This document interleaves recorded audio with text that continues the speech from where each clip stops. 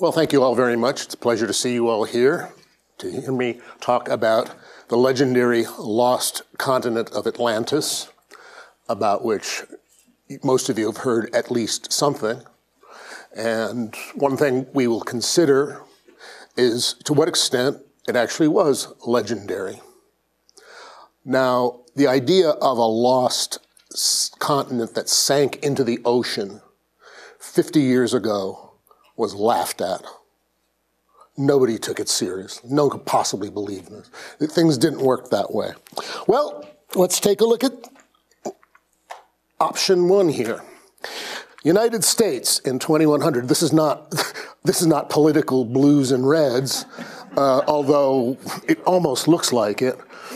This is what is going to be submerged by certain models by the year 2100. So about 80 years from now. What was 80 years ago? 1940. So all of this is going to be submerged. Oh, what does that include? Well, it includes Seattle, San Francisco, LA, San Diego, New Orleans. I don't know exactly where Houston fits in here, but certainly New Orleans, Miami, all of Florida, Washington, our nation's capital, New York, Boston, so on. So here are any number of potential lost civilizations. Now, do I know that this is going to happen? No. This is a model. As I think you probably have already realized, this is not going to be a lecture on climate change. And the simple reason for that is I don't know much more about climate change than you do. But the idea of a whole civilization just sinking is not quite as ridiculous as it was a couple of generations ago. It's something that everybody has to take really quite seriously. So the idea that there was a continent that sank, and when it sank, supposedly, we'll get to. The idea that it sank is not quite as ludicrous as it was very recently. Now, where does the Atlantis myth come from? Well, it comes from him. Plato, whom you've all heard of, certainly one of the greatest of all philosophers, some would probably say the greatest. The philosopher Alfred North Whitehead said that all of Western philosophy is a footnote to Plato. And whether that's so or not, in a way, all of the lore about Atlantis is a footnote to Plato. Because this is where we first read about it. And he wrote two dialogues. They're late. Maybe the last decade or so of his life. One is called the Timaeus and one is called the Critias. And in these, he described the lost continent of Atlantis. Now, Plato's writings are mostly dialogues. So he's never speaking in his own voice. So when someone else is speaking as a character, you always have to ask to what extent Plato himself is saying this and to what extent he's putting words in someone's mouth for the sake of a discussion. In this case, so these are dialogues on Atlantis.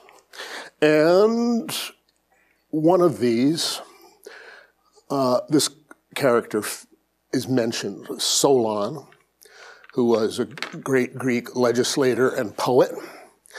And he was a collateral ancestor of Plato's. And in this story, Solon took a trip to Egypt. Now, Solon lived that era, so let's say around 600 BC. These dates are very approximate. The Greeks were not very good at keeping track of this kind of thing. He went to Egypt, and he talked to a priest in Egypt, and this priest said, I'm not going to read this, but there have been many destructions of mankind arising out of many causes. greatest have been brought about the agencies of fire and water and other lesser ones by innumerable other causes. Now, here's something. Now, by the way, you remember a single deluge only, but there have been many previous ones. Now, the Greeks had a flood myth, very much like the one in the Bible. It's remarkably similar to the one in the Bible. In fact, the flood myths around the world are all remarkably similar to one another in a very weird way, ranging from Indians in South America to Polynesians to the Chinese, of course to the Bible to Africa. And you really have to ask why this flood myth is so universal, far more so than just about any other. That, however, is another thing that is not a topic of the lecture tonight, because it's another huge thing. But there were many previous ones. And again, you know, going back 250 years ago, when the Western world believed that the Bible was historical, nobody would have agreed with that. Why? Because the Bible, like Greek myth, mentioned one flood only. But this time scale is much more broad. So, and here's a description of Atlantis. Again, you can read it. I'm not going to read it out loud. But there was this continent. Now, the legend is very elaborate because, according to Plato, Atlantis tried to dominate the whole Mediterranean world. And it was the Athenians who stopped them. And since Plato and Solon were Athenians, of course that was a source of great pride. Yeah, Athenians were very proud of their city for reasons you can easily understand. I mean, there's a lot more to this. Like, to go back for something, here's a funny little detail.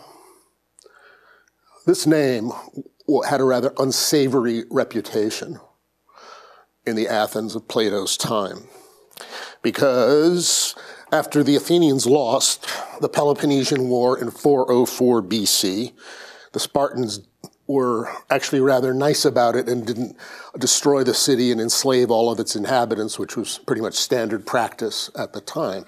They just let them go. But they set up, the Athenians set up a kind of a lawmaking council called the 30, because they were 30 of them. And the leader was Critias, who was Plato's uncle, by the way. And it rapidly turned into a bloodthirsty junta. And lots of people were just done away with. Finally, about a year later, they got the 30 to step down on condition of being granted amnesty.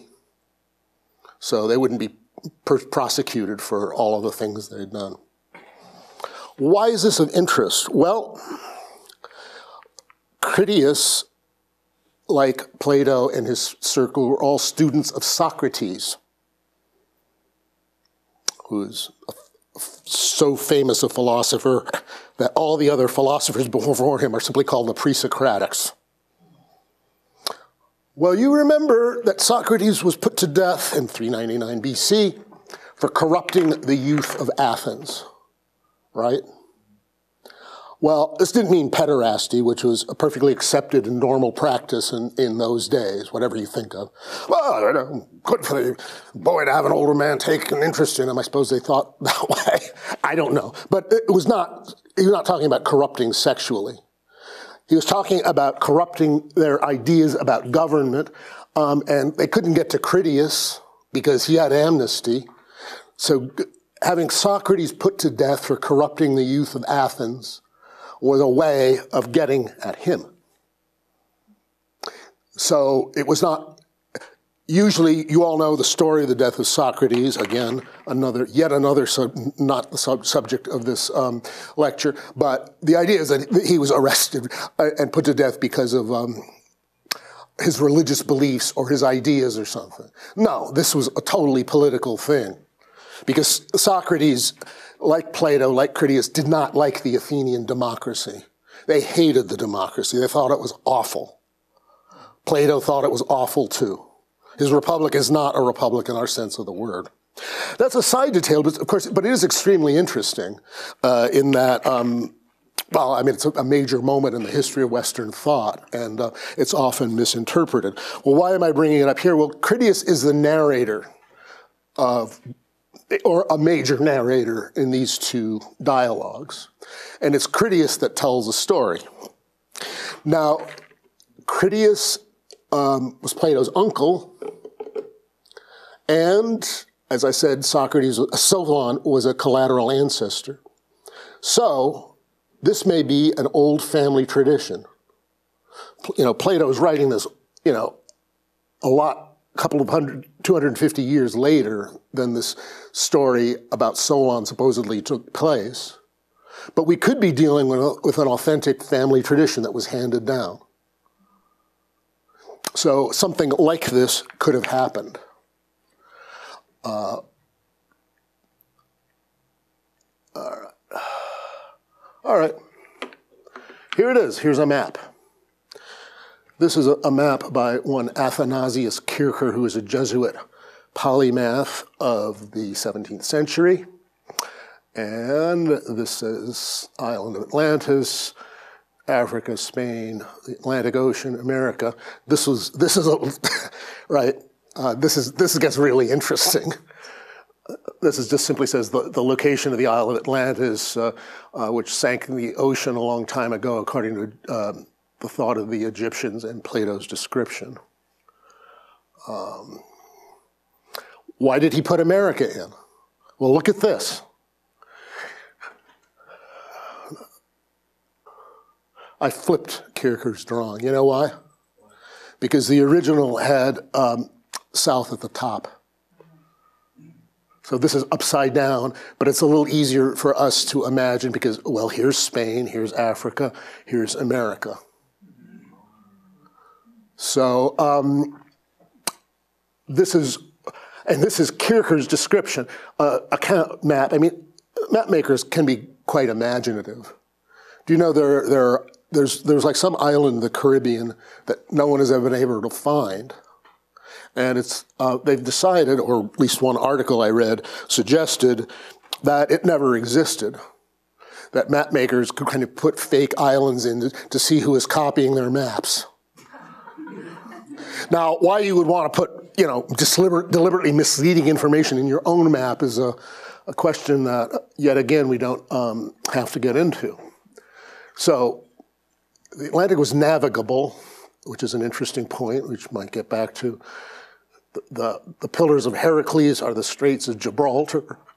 The island is larger than Libya, which was what the Greeks called Africa and Asia put together, and was the way to other islands. And from these, you could go to the opposite continent, which surrounded the ocean. This could be called a boundless continent. Right? As I've told you, this was written in 360 BC. So this tradition knows that there were the Americas on the other side of the Atlantic Ocean, which nobody else did. There's no reference to this anywhere that I've ever seen in classical literature. So you're starting to think, well, you know, how much is this really just a legend and how much of a tradition of general truth is it? You know, here's the boundless continent. I mean, he didn't, it's kind of a sloppy view of America because although Kircher lived in 1680 or so, certainly knew what a map of America looked like, but Plato didn't, so he didn't really feel any particular desire or need to make it look like that. And all Plato says is it's truly a boundless continent.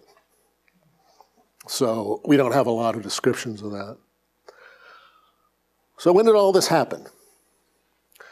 According to, again, the Timaeus, 9,000 years ago. From Solon's time. So you add your numbers up and you get to 9600 BC. According to this dialogue, Atlantis sank in 9600 BC. Again, these are very, very round dates.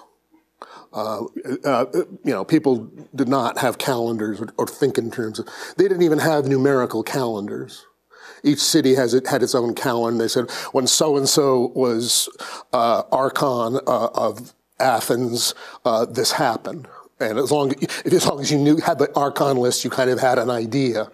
But people didn't think in terms of decades and centuries. Well, let's look at geology. The Quaternary era was 206 million years ago to the present. We're still in it. And the Quaternary era is characterized by glacial periods, which last 100,000 years, and interglacial periods, which last between 10 and 15,000 years. The last glacial period ended around 11,700 years ago. It's not entirely reassuring to see that we're probably at the end of this interglacial period. And I have heard it suggested, it's definitely a minority opinion, but I have heard it suggested that what we're calling global warming is actually a prelude to a coming ice age. That's why I'm not a climate change skeptic, if that's troubling anybody too bad. But I prefer to call it climate change rather than global warming, because who knows if it couldn't flip. Those scientific models work with what they know already, and there's a lot they don't. But anyway, we're at the end of this, so it was 11,700 years ago. Okay, it's the end of the Ice Age, 9,700 BC, because you have to subtract 2,000 years because it's been 2,000 years since the birth of Christ, right? What do you get? 9,700 BC. Atlantis sank in 9,600 BC. Given, as I said, the incredibly approximate dating that we're working with here, this is really remarkable. It's like, wow, there could well have been, that could have happened, because there was land that was submerged at the end of the last glacial period. Here's one. Well, take a look at this. There are lots of maps like these. They're all rather, I'm sure they're all rather approximate. All of this light green land was land then during the Ice Age, and the dark green land is what's land now. This is not from some crackpot, alternative historian. This is pretty much what people believe, with no doubt various differences in detail. And here's one that's kind of interesting. Britain in those days was a peninsula and not an island. And there's this territory there called Doggerland. The British Channel the English Channel was a river. The Irish Sea was a river. Dogger comes from some Dutch fishing term, which I don't really remember. But in any case, there was this land there. This was the land above sea level at 8,000 BC, which was about like a little later than Atlantis. So we're talking about the idea that there was a lot of Europe 10,000 years ago, which is very, very short in geological time, that was above the water. And to go back to this, all right, well, here are the Pillars of Herakles, right? This was supposed to be beyond it. So where could Atlantis have been? Well, maybe like around here, somewhere. I'll get to that more specifically. I'm pretty sure this is the island of Madeira, which was above the ocean then and now. There are other curious details. Now, to go back to this,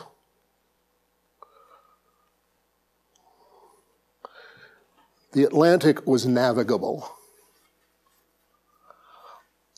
in those days, that is 9600 BC.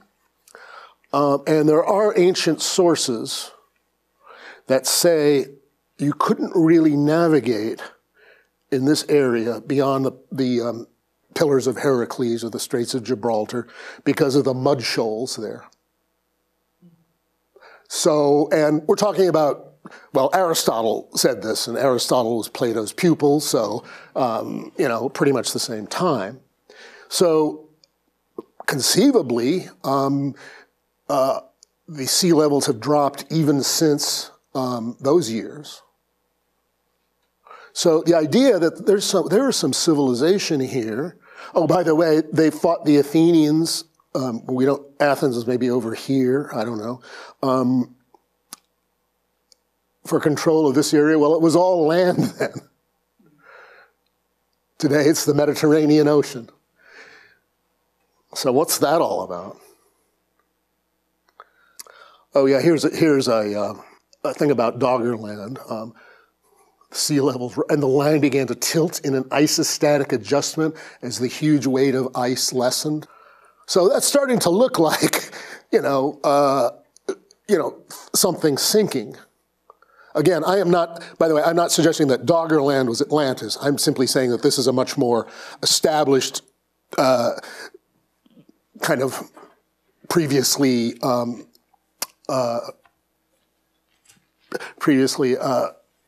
above the ocean that later sank. And another little thing here. I don't know much about this, but look. Now, this is not the time of Atlantis, but some of this was just kind of swamped by a tsunami that flooded everything around then, which is obviously geological information. And this kind of brings us to another kind of important point about this, which is until very, very recently, like maybe 100 years ago, scientists thought that the continents were really pretty stable. But some crackpot came up with this idea called plate tectonics. And everybody laughed at it. They thought it was the most ridiculous thing. Because he said, well, there are all these plates, see, on the earth, and they kind of shift, and they move around. And over geological periods, they move apart, they come together. When they bump up against each other, or they scrape against each other, like the San Andreas Fault in the San Francisco Bay Area, we have earthquakes.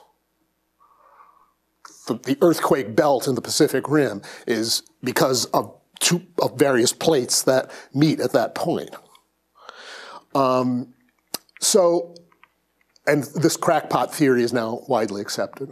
I don't know. I don't know if the guy lives to have it ever accepted or even remotely accepted, but sometimes that just doesn't happen. The point of all this is, until not so long ago, scientific thought believed everything kind of happened, either didn't happen or happened over an enormous period of time. But we're now starting to see, and again, this seems to be standard theory, that, there are cataclysms. There's like, as in the famous bestseller, there's a tipping point, right? All of this starts to melt and everything starts, suddenly, all of it crashes into the water and the land shakes and gets disrupted because all this ice isn't on it anymore. And that is kind of a cataclysmic theory of geological history. And again, this is much, although kind of novel, many destructions of mankind. So, and this leads me into another side point that's also very important. As you know, a lot of the esoteric traditions, traditional, talk a lot about climate, about these cataclysms and these lost civilizations. Modern science really doesn't want to hear much about it. And we have to ask ourselves, well, is this just because of some prejudice that, nothing happened before this point, nobody did anything? I mean, the general idea is, well, writing as we know it was invented around 3000 BC in Egypt and Sumeria. So there aren't any written records before that. So there's kind of an assumption that everything before that was utterly, primitive and that people were like totally barbaric. It's just that we don't have any written records. We don't have any written records that survived. Because if you wrote on paper or wood, which I think they did in some areas, it wasn't going to make it. So we have to start thinking in terms of there are these lost civilizations, and they are legendary, but we start to have to ask ourselves how much of this legend has some basis in truth. Here's another thing, and this is the exact opposite of modern day thinking. There is no old opinion handed down among you by ancient tradition. In those days, the antiquity of an idea, the fact that it went back, was more of a source of validity rather than its novelty or its likeliness of, getting some genius a Nobel Prize. And we're the exact opposite. We just assume that all these old traditions are rubbish. There's probably a middle ground there. And, it leads one at least to think we have to take some of these stories somewhat more seriously. As I said, I don't think Doggerland was it. And again, the shallows due to mud. So where is Atlantis? Well, here's a contemporary kind of topographical map. And let's see, where are we? Well, here's Portugal, so the Straits of Gibraltar around here. And there's this thing around here called the Ampere Seamount Chain. I'm sorry, the Horseshoe Seamount Chain. The Ampere Seamount is just one of it. And here's the island of Madeira, which apparently is a lovely vacation destination, I've been told by friends. Where would I look for Atlantis if I were going to find? I would probably look somewhere around here. I mean, to my knowledge, I don't know whether anybody's looked or in any serious way, but if it were going to be anywhere, it might be around here. And what evidence would we find? Now, again, this is a very long quote, but Thucydides, who was, I don't know, I guess he was the age of like Plato's parents, I suppose. So it was that time. He was the first, he wrote a history of the Peloponnesian War. He was the first man to think about archaeology that we know of. Because here, he's thinking about what Sparta, the city of the Lacedaemonians, would be like, and nothing left of its ruins.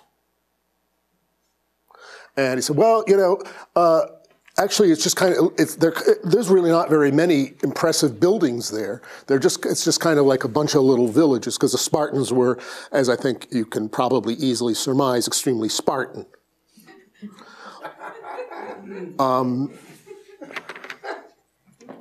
But they, they ruled a good part of the Greek world.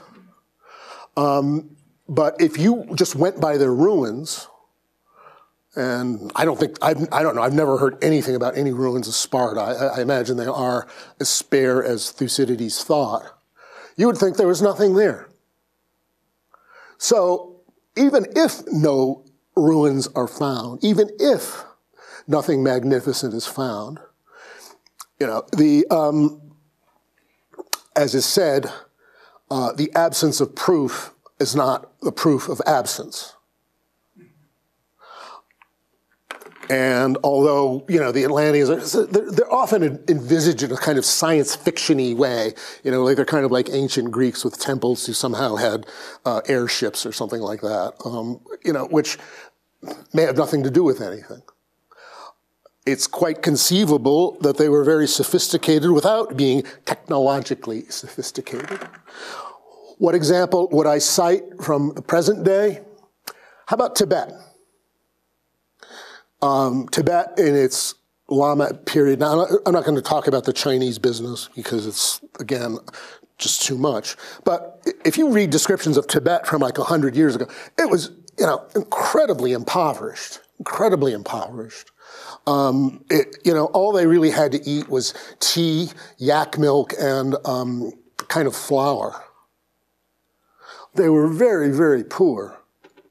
But their technological sophistication was very little, yet their psychological sophistication was actually pretty great.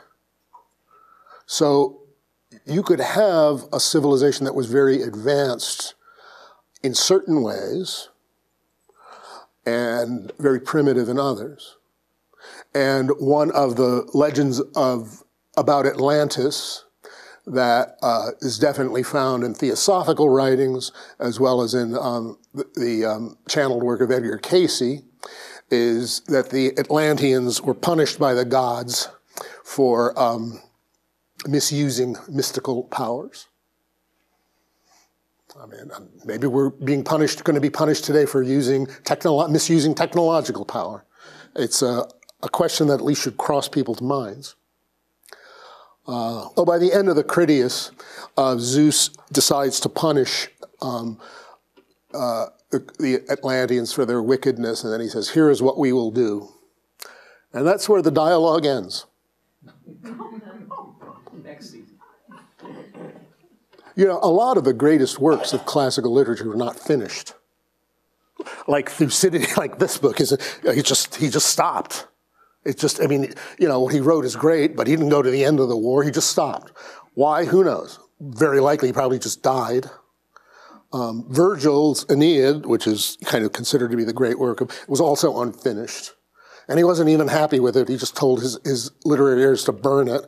But they didn't. They pulled it together and published it, and it's one of the foundational texts of the West. Anyway, so it just ends, the Critias just ends there. What Plato thought is unclear.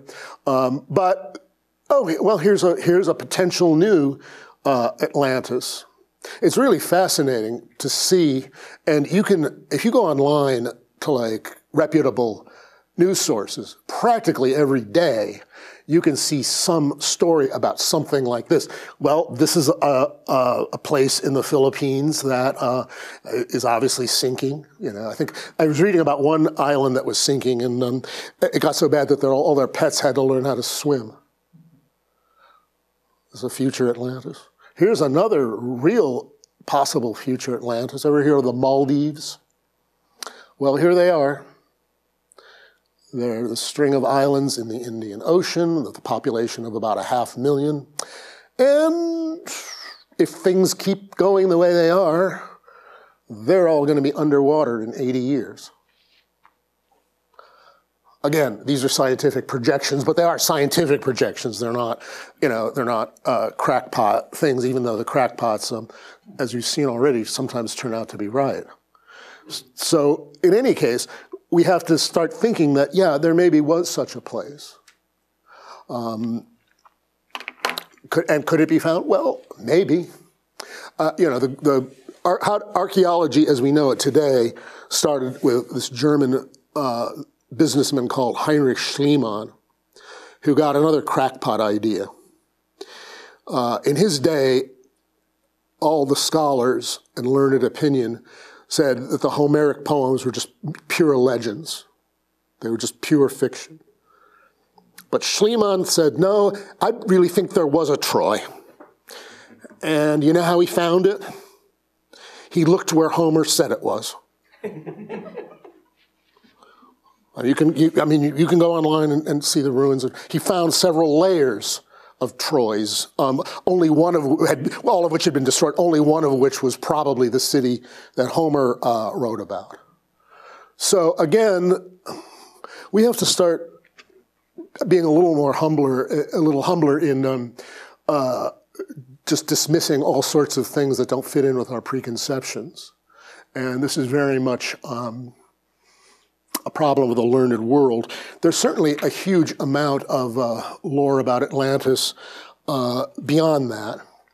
Now, I was once told in person by the legendary medicine man Rolling Thunder that the Cherokees, he was part Cherokee, were descended from the inhabitants of Atlantis. I mean, I can say for a solid fact that Rolling Thunder told me that. Whether there is such a Cherokee legend or whether this legend reflects anything is quite another matter. But there's certainly a lot of lore around Atlantis.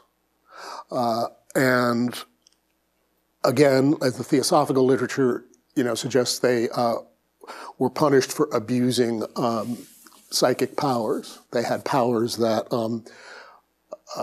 allegedly we don't have. And then, of course, the story goes on from there. There's certainly one of those books over there, I think it's that one, Atlantis and the Antediluvian World. That was written by an American congressman in the 19th century. And a lot of his argument is the enormous similarity of various things like, for example, pyramids on both sides of the Atlantic. How good his argument is, I don't really know. I haven't read the book since I was 12, but he does pull together a lot of things that should lead us to question. And then we have this flood myth. What is that about? The flood myth is so ancient that some have argued that it goes back to the time when the whole human species lived in Africa, like tens of thousands of years ago. Which would make it a little more plausible, because if you were living in a small part of Africa, there could well have been a flood in which just about everybody was wiped out except for a couple of people. That's extremely speculative, of course, but that is a very universal legend. My own feeling is that, yeah, there was probably some kind of primordial event like that, and in later memory, it was kind of conflated with all of the other destructions of humanity that took place in between, possibly even the one that ended the last ice age. But all of this is very speculative. And I think speculation is legitimate. The only real danger with speculation is that you can suddenly be somewhat bewitched by your own theory and decide, well, so this is the way it must be. It's better to take it with a lighter touch, I think, to, okay, this could have been. When I say something is speculative, or when I say something is that I admit is speculative, it means this all fits with what known evidence we have, but it would take a lot more evidence that we don't have to really prove it.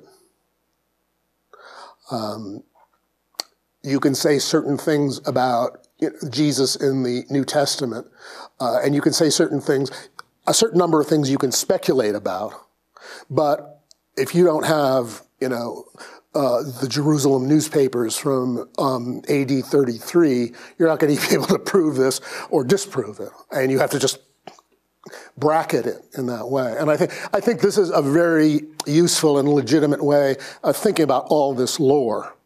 Oh, while we're in the Indian Ocean, some of you who are theosophically learned will have heard of Lemuria, which is a lost continent supposed to be somewhere around here. And this was originally posited because there were lemurs, these monkey-like creatures here and here. So they figured there must have been a continent that spanned it so they could have traveled.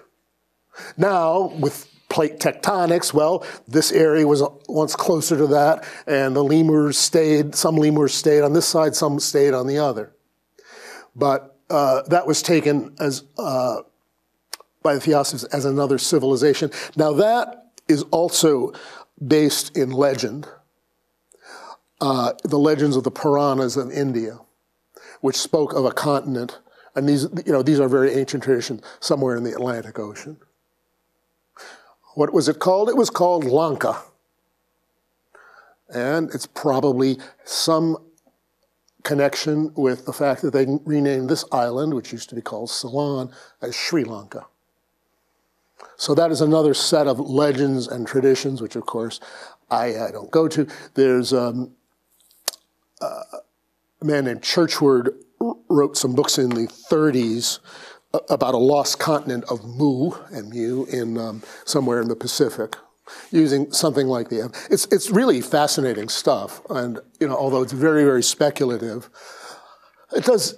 I think it's valuable simply to consider the possibility that things are not always as we think they were. I like journalism, for example.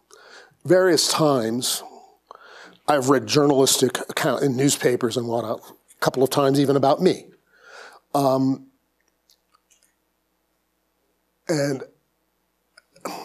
sometimes they completely said the opposite of what I said. And then you sort of have to think, well, gee, did they just do a bad job on me, particularly for, because somebody was hungover or something? Or do I have to wonder if all of the news stories I'm reading do not contain some element of the same inaccuracies? Which leads us into the vast arena of, which is definitely not something I want to touch on, fake news and whatnot. But the records of what things were and what actually happened is always going to be a little different. And I think that's true about whatever event you happen to read about today. And you may be upset about something in the news that may have nothing to do with anything. You may be completely wrong about the thing you're most upset about. That's happened to me. Which is good news for you because it means, let's not take our little upsets about, you have one set of villains, the other people have the other set of villains who happen to be your people, and we know what that is. But it's well not to take this quite as seriously as people are inclined to do. In any case, so I think that's pretty much where I want to leave it. There's certainly a lot more discussion. Edgar Cayce, by the way, said that Atlantis, kind of a part of Atlantis that had stayed above the ocean, was the Isle of Bimini in the Caribbean. If you're really old, you'll remember that Bimini was the vacation home of a rather notorious congressman named Adam Clayton Powell. But that's trivia from when us senior citizens were young. How long did it take Atlantis to sink? Was it something that happened and then went down in an hour or so? So it didn't take overnight. Years or centuries? Overnight. Again, according to Plato. Overnight. It was like a day and a night, I think is the way he described it. The map that you showed us, which is more like 80 years. Well, go back to this. Again, it goes back to the cataclysmic theory and the tipping point. Something can be slipping for a long time and then it finally falls. Have you ever happened, like some picture in your house, it's not really on the nail right, and it's stayed on forever and ever, and then for God knows what reason, it just falls down one day. I would imagine it would have been something like that, or at least that is one possible answer to your question. Richard, you mentioned theosophical teaching on this. Could you expound on that a little bit? And are there any compendium books that gather up all the various lectures and writings on Atlantis from theosophical teaching? The best overview of it is this book by Jocelyn Godwin called Atlantis and the Cycles of Time.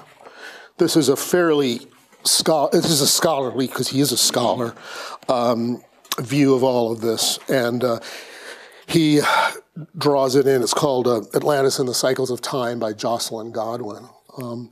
It's a bit dry, but it's accurate, and it is fairly comprehensive. Some of those other books are there too. The Theosophical teachings, the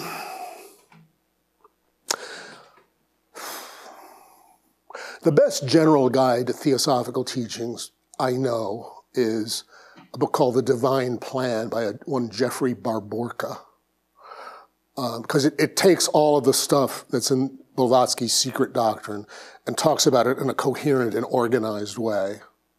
So I would look to that if you wanted theosophical teachings specifically.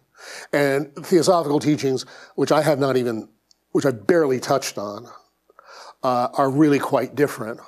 And by those teachings, and Edgar Cayce is somewhat the same way, Edgar Cayce had some interface with theosophy, is that the whole destruction of Atlantis was over a much longer period than even we're talking about. And that the part that Plato talks about was just like the very tail end of a very long process. That, is really starting to get into areas that, would be very hard to prove one way or the other. And, of course, the Theosophists have this very, some perplexing to some theory of root races, different kind of strata of humanity. And the Atlanteans, I think, were the fourth. I think we're the fifth root race, right? The word, just using the word race at this point, just infuriates everybody. And suddenly people start accusing of all the kind of wildest nonsense, which has happened with theosophy. But that's the theosophical view, at least in a sketch or two. Thank you, Richard. I also believe that when an idea has been around for so long that we don't even know where or when it originated, that there's probably some truth underlying it, even if we don't have physical evidence of it. In terms of if Atlantis disappeared overnight, an earthquake and a tsunami, I don't know very much about geology, but it seems to me that could wipe something out that quickly. Again, I'm not saying that's how it happened, but I am saying that that's what Plato said how it happened. And, yeah, it's possible. And there's enough in his account that's like, well, I don't think he's making these things up in this particular case. Now, one thing that's curious about Plato is that in his dialogues, he has inserted what are called myths. That's what scholars call them. And, for example, at the end of the Republic, there is a long kind of near-death experience by a soldier who almost gets killed but doesn't because he comes back to tell the tale. And it's an elaborate description of the afterlife, including, by the way, a discussion of reincarnation. Now, Plato made up that story, probably, but it also probably reflects the teachings of the mystery religions of his time. And so where does this come in? Again, it's a question one has to ask. Now, if you're talking to the typical philosophy professor at the typical university, even if they're a specialist in Plato, it's something that usually they don't want to bother about or think about. It's all just, well, I don't know, it's some sort of eccentricity of his or something. But I think it's not really a very fair way of evaluating, because in a lot of ways, these myths, like the one in the Republic, are kind of the capstone of the work, and they're almost the point he's leading up to. So just to say he threw this in as kind of his own eccentricities is, I think, short-sighted. In the areas that you say that the maps show where Atlantis could have been, has there been any exploration underneath the sea? My impression is that there's been some, but nobody has found anything.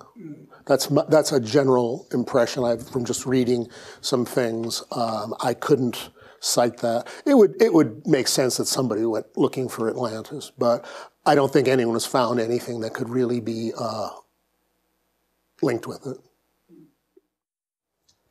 Richard, this is a very interesting perspective with all the land masses and everything. But what about the punishment for misuse of technology or misuse of spiritual powers? Is there anything that we can? For some reason, I thought that's what you were going to talk about. Is mapping that onto our time. And then have you also, and my second question is about the dating of the Sphinx, that it supposedly was, has been more or less proven, but again, I don't know if archaeologists accept it, but one archaeologist that Colin Wilson wrote about dated around the same time, about 10,000 BCE. Yeah. Well, with the Sphinx, the controversy has to do with this, because the Sphinx is eroded, but people have kind of taken samples of it or photos of it and showed it to geologists and specialists, and they've said this is water erosion, not sand erosion. And Egypt was around 6,000 BC or thereabouts. It was kind of like a wetter savanna kind of climate than it is now. So the theory is that if it is water, then it really has to be a hell of a lot older than the 2700 BC date that's usually given. And again, I mean, Egyptologists are again very, very often narrow-minded in their thinking.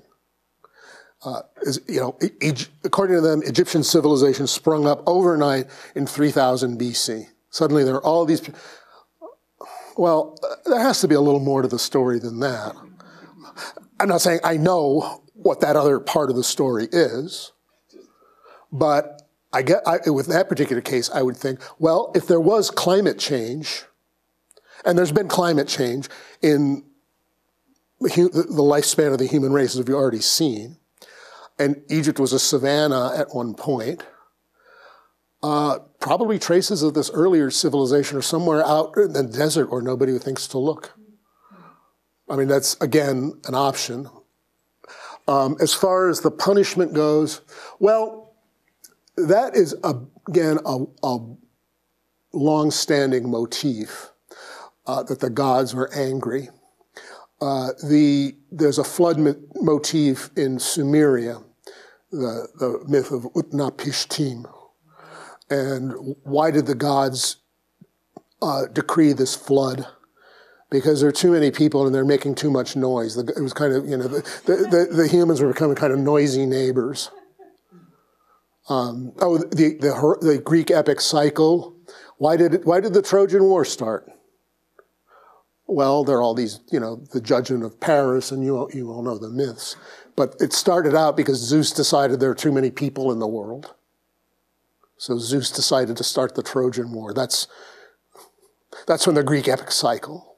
So there is always a sense of the gods deciding, hey, enough is enough.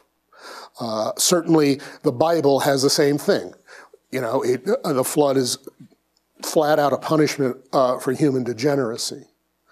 Now, are we going to look at this in a contemporary light? Well, we might, in that we can adapt it to a present-day thing. Are the gods going to punish us for, shall we say, desecrating the environment? Well, maybe not. Maybe it doesn't really kind of come down that way. But if you abuse something enough, whether it's your kind of like mystical psychic powers or, your capacity to burn fossil fuels, it's going to come back to haunt you. And I think that's kind of the core of the message, which in ancient times was thought in terms of the punishment of the gods. Although I have to say, this is just a gut reaction that, I've had every time that some new cataclysm or tsunami or whatever hits. All I can think is like, wow, the earth gods are mad. Do some articles allude to the fact that Atlantis was a more advanced civilization than we are now? Yeah. Do you have any theories on that? Not other than that I've already said, because advancement is very different kinds. And frankly, let's put it this way. A really advanced civilization would make much more focused and disciplined use of mental powers than we do. Because our civilization can barely begin to admit that they exist, and in most cases don't. So if you were, and thoughts do have power. You can, this is what fundamental occult teaching, and you can train your mind to, enhance the power of thought. So what if Atlantis was more advanced in this way? Which again, might not mean they had fancy temples or anything like that. That's at least one possibility. I think it's very, very important not to make the modern mistake of equating technological advancement with advancement per se. For example, I think it's quite clear that our technological advancement now had better be met really fast with an advancement in moral development, or things are going to be even worse than they are now. We're up here. There's quantum computing going on, and Walgreens has an app that can pinpoint where you are in the store. So you can, a little coupon will ping to tell you that Crest is $1 off. That's advanced. But are we morally advanced enough to use this wisely? The whole lesson of Atlantis, at least according to most of the traditions, was that they weren't, and that, that is, I think, the lesson I think I would, at least draw for our time.